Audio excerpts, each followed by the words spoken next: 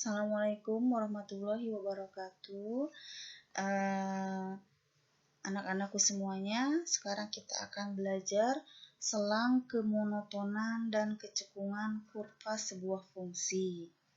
Nah, apa saja yang akan dipelajari dalam materi ini? Nah, untuk yang sekarang kita akan belajar kurva fungsi naik, turun, dan stasioner. Nah, misalkan di sini ya Ibu gambarkan ada sebuah kurva. Ya, misalkan gambar kurvanya seperti ini. Jadi nanti kita akan menghitung kapan kurva itu naik dari X sama dengan berapa sampai dengan X sama dengan berapa. Ya. Kapan dia naik, berarti dari sini ke sini. Kapan dia stasioner? Stasioner itu diam, ya. Dan kapan dia turun? Ya, berarti dari X berapa sampai dengan berapa. Jadi dari mana sampai mana. Nah, untuk stasioner itu berarti bukan dari mana sampai mana, tetapi pada titik mana. Diam itu pada titik mana. Nah, untuk hari ini Ibu akan bahas naik dan turunnya saja ya. Karena stasionernya sudah Ibu bahas di handout yang Ibu berikan. Ya, menentukan titik stasioner. Di antaranya ada titik balik dan ada titik belok. Ya, silahkan kalian pelajari lagi.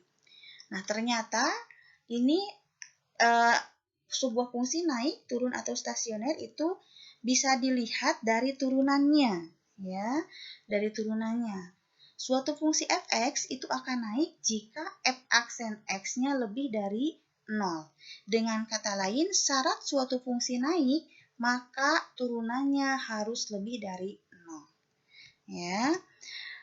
Suatu fungsi f(x) akan turun itu jika f aksen x-nya kurang dari 0. Berarti ketika turunannya kurang dari 0. Dan akan stasioner itu ketika turunannya sama dengan 0. Nah, ini teorinya hanya seperti ini. Ya. Oke, langsung aja kita ke contoh ya.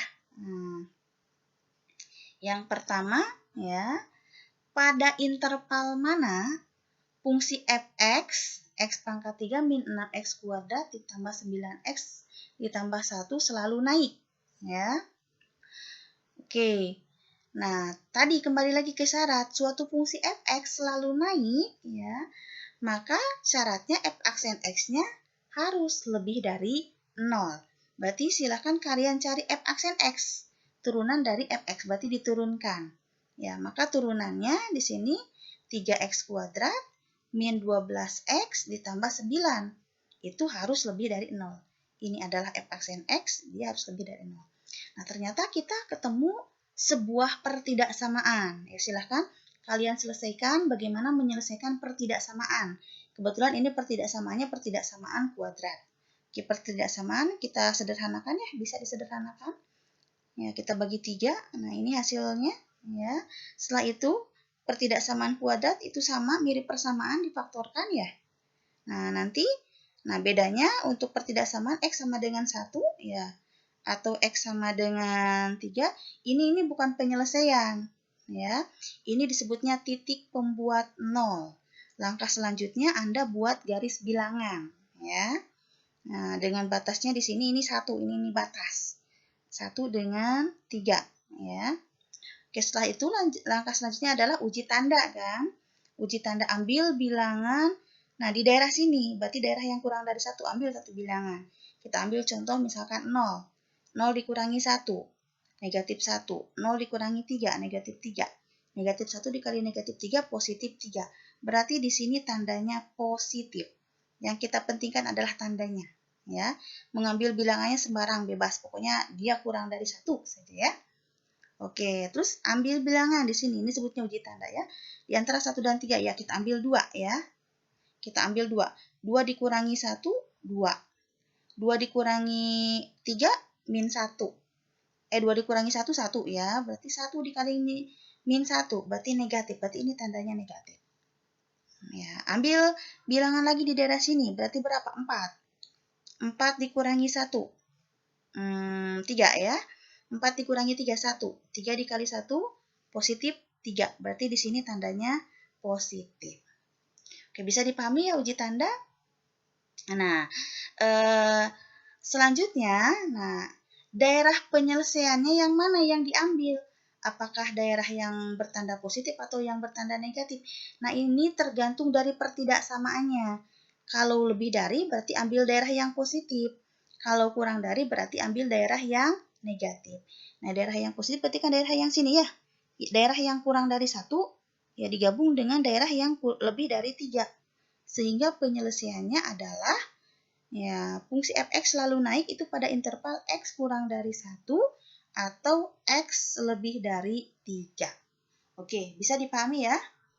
Nah, dan ini tambahannya untuk uji tanda, selanjutnya nih ada cara mudah. Kalian tidak usah uji tanda, tadi ambil bilangan satu-satu, lumayan lama juga ya. Ternyata untuk pertidaksamaan kuadrat ya, untuk pertidaksamaan kuadrat, Anda bisa lihat nilai di sini.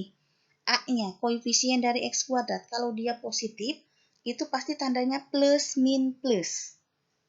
Kalau di sini negatif, misalkan min x kuadrat atau min 2x kuadrat, berarti tandanya min plus min. Jadi tidak usah uji tanda lagi. Oke, jelas ya? Oke, kita berikutnya ke contoh yang kedua. Ya. Fungsi fx di sini tidak pernah naik dalam interval. Oke, tidak pernah naik.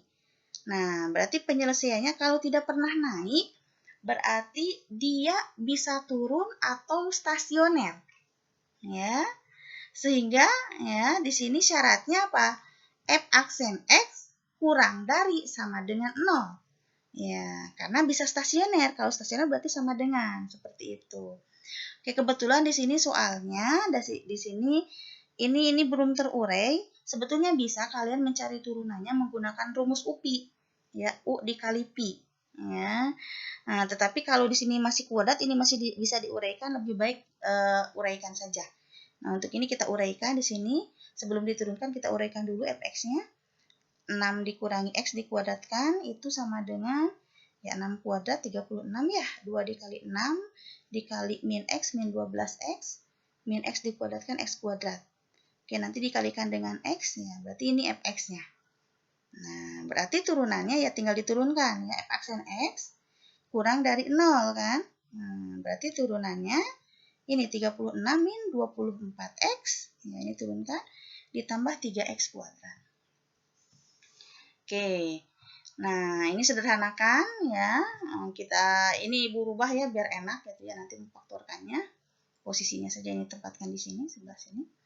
Oke, sama faktorkan ya faktornya x min 2 dikali x min 6 ya. Berarti x sama dengan 2 ya atau x sama dengan 6 ya. Nah, buat garis bilangan ya.